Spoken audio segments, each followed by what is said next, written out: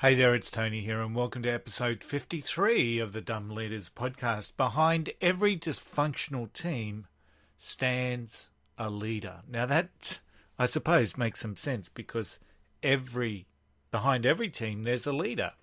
Behind every team, no matter whether they're a good performing team or a dysfunctional team, there is a leader. Now, I'm not just talking about dumb leaders in this case, because not every dysfunctional team has a dumb leader behind it. There are other circumstances in which a leader finds himself leading a dysfunctional team. So every team has a leader, but every dysfunctional team may not necessarily have a dumb leader. However, what we do see is that there are a majority of dysfunctional teams that are actually being led by a dumb leader. So the reality, what we know, the facts is what we know is behind every dysfunctional team there is a leader.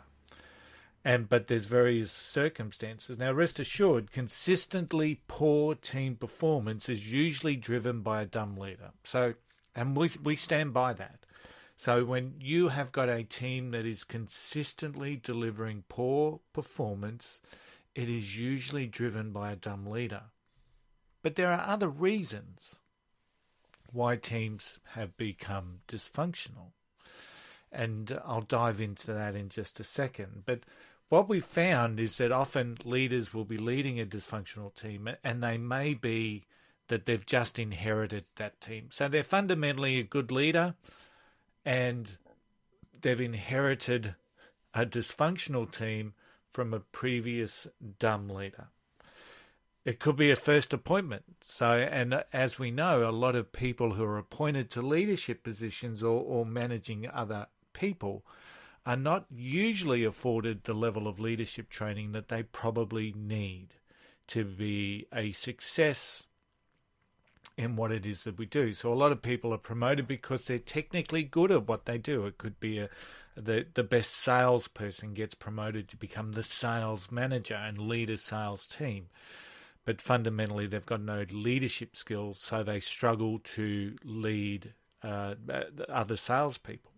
So it could be a first appointment that's sitting behind the dysfunctional team.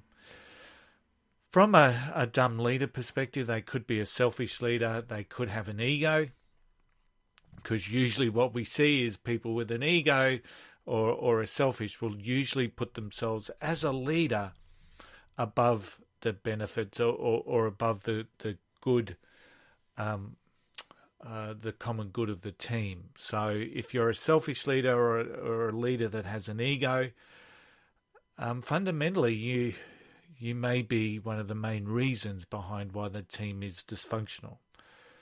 And then we've got that last lot of leader, the leader that actually likes having a dysfunctional team, likes to have factions, likes to have political maneuvering, likes to play people off against each other. And, they're just dumb. So, but the reality is that behind every dysfunctional team lies a leader, but not every leader behind a functional team is necessarily a dumb leader. Unless, of course, they continue the dysfunction of the team. Because teams that are dysfunctional usually will never deliver to the extent in performance, culture, engagement, environment as to what an engaged team will. So we know that engaged teams will produce up to 20% more than a team that isn't. And in today's ultra-competitive world, 20% is a big difference. And that's the difference a good leader can make. So Patrick Lencioni, in what I would consider the team building Bible, the 5 dysfunctions of a team, outlined exactly what the dysfunctions are that they saw in teams. Now, the basis of the dysfunctions is, and I suppose if you can visualize a triangle, and you've got down the bottom the foundation of what the 5 dysfunctions are, and that is what they call the absence of trust.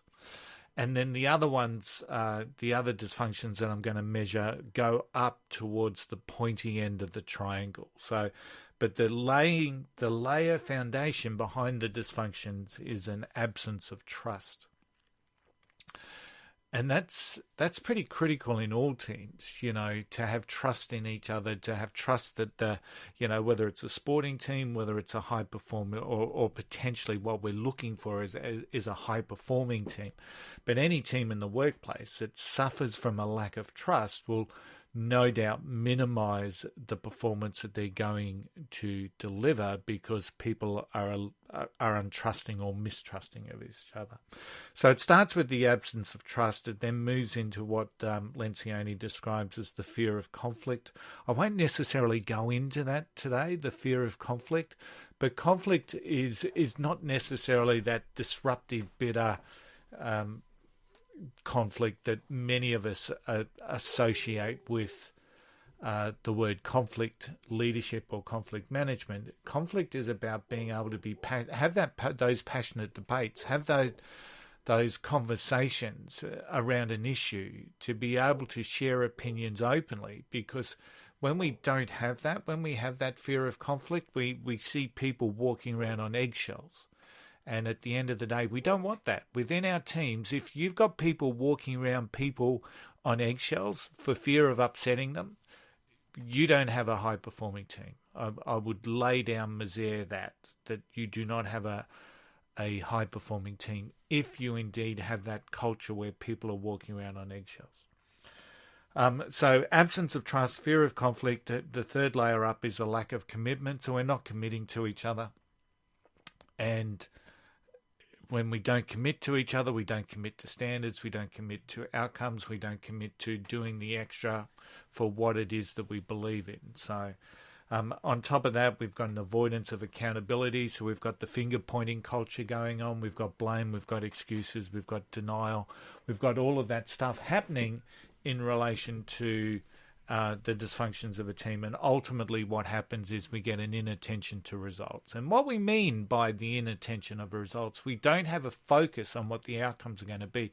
Yes, every now and again we may snag a good result. I'm saying a good result. I'm not saying a great result. But every now and again we may get lucky and we snare a good result. Or we may be hitting the company benchmarks even in some of these cases. And for many leaders, that's acceptable. For the best leaders, it's not. So when we put those 5 dysfunctions together, we create a truly awesome dysfunctional team, right? So we've got the absence of trust, the fear of conflict, the lack of commitment, the avoidance of accountability, the inattention to results. Now, teams, from what my experiences have, when we dive into teams, we see these dysfunctions in every single team. Not all 5. But you see them to varying degrees. It's in a theoretical best practice world, the best teams, you would not see those things. But people being people, and we've all got our human tendencies, we see them to a degree in every single team in some way, shape or form. But for a truly team to function and perform, the most important, the foundation of any sort of good team building starts with the application of trust. It starts with that development of trust in and amongst the team. So if you're one of those unlucky leaders that have inherited a dysfunctional team, understanding what these dysfunctions are will give you the grounding to build your team. And when you want to build your team, it all starts with trust. So understanding what it takes to build trust, and maintain trust. So what it takes to build trust and what it takes to maintain trust. And you've probably heard me mention this once or mention it 100 times. For a leader to build trust, the first point of call is for them to be trustworthy. Because if they're not trustworthy, they're never going to get the trust of their team. So it makes some sense, doesn't it? Sounds pretty simple. There's people that are out there researching this stuff and spending bollock loads of money on what it takes to constitute trust. And ultimately, one of the most simple concepts that they continue to find is that people don't trust someone that isn't trustworthy. So pretty simple stuff. Probably my mum would have told me that when I was young. So be a good, honest, upstanding, do what you say, those sorts of things. And it's all about being trustworthy. But then to build trust further, it's that concept of being able to, it starts with vulnerability. So when a leader can be vulnerable with their team and actually allowing their team to be vulnerable and caring for them in that moment in those moments of vulnerability, that's where we really start to see that true building or cascading of trust.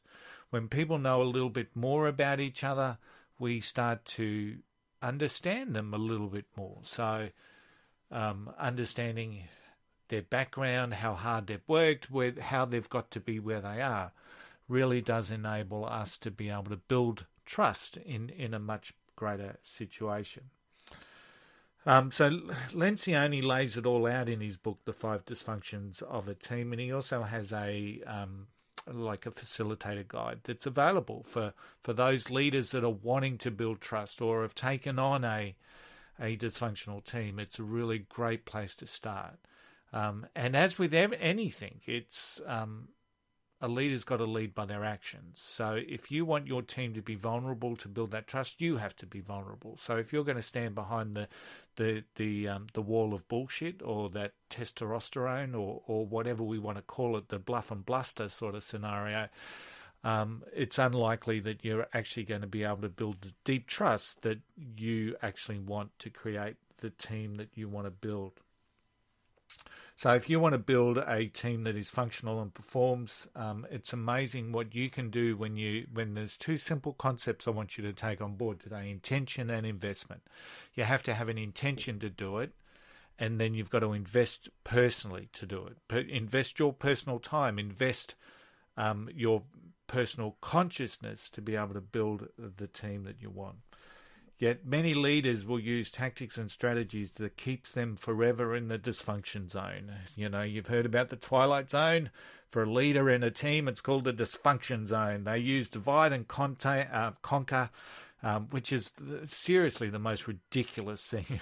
When you're trying to build a unified team, why we think divide and conquer is going to work just is beyond me. They fail to communicate. They spend more time managing up than leading their team. And, you know, a lot of people in leadership roles are more focused on the role that they've got to get or that they want to get than on creating the best environment for their team to deliver the best results now. But when people are looking for promotional aspects, and I'm talking about people in good companies, I'm not talking about people in companies where politics sways and seniority rules and who knows who is the critical denominator. In great companies, it's your performance that matters when it comes to delivering promotional career aspirations. So leaders that are using divide and conquer, failing to communicate, spending more time managing up or in some cases, some people would call it brown-nosing up than leading their teams. Leaders that genuinely don't care about the growth and development of their team, you're forever going to be stuck in that dysfunction zone. So that's something that you need to be thinking about, because you're going to be stuck with a dysfunctional team, one that dreads going to work, one that provides minimum standards, one that is severely lacking in motivation, and one that drifts from day to day. Maybe even exhibiting some good behaviour on the surface, but underneath lies this bubbling mess of emotions, just waiting, anxiety that just threatens to erupt at any moment. And I mean that, threatens to erupt at any moment. And that's when we've got those people walking around on eggshells. And then the really sad part about that is that becomes the norm and that becomes the standard. So on the surface, we're all happy chappies, but all it takes is one misguided word or behaviour or perception or action, and all of a sudden all hell to pay. So, and if that's the team environment that you're working in at the moment, it has to change. It has to change. People just don't enjoy that sort of environment and cannot perform at their best in that sort of environment. And that's why all leaders leading dysfunctional teams, that's why all leaders that lead long-term dysfunctional teams are ultimately dumb leaders. So if you're someone that's taken one on and is new to the role, I'm not calling you dumb, but I will call you dumb if you continue that dysfunction within your team, because it needs to change. So, because dumb leaders build the dysfunctional environment, they create dysfunctional working conditions, they confuse with their ambiguous communication, and they create selfish people that are protecting themselves and not aligning themselves to the greater good of the team. So if you've got a dysfunctional team and want to see the foundations for better performance and function, the first place to start has to be to build trust. And let me tell you, that's easier said than done, especially when you're taking on a dysfunctional team, because it will be difficult. They're going to be mistrusting. It's going to take time to build trust. It starts with you being vulnerable, but it's not going to end there. It needs consistency of approach. It starts with being open. It starts with being transparent. It starts with an intention to build a great team, to believe in them, to trust that they want to deliver. So I'll just repeat, a trust that they want to deliver their best. And it starts with intention and personal investment. Not about being selfish, not about sucking up to the boss so that you can get your next career promotion. This is about your intention to build a great team and your personal investment to make sure that it happens. Because if you don't, you will become a dumb leader. But if you do that, you'll be a better leader and you'll continue to grow and you'll continue to prosper. So if you want to know more on how to build trust and become a better leader, visit the Dumb Leaders Handbook at dumbleaders.com.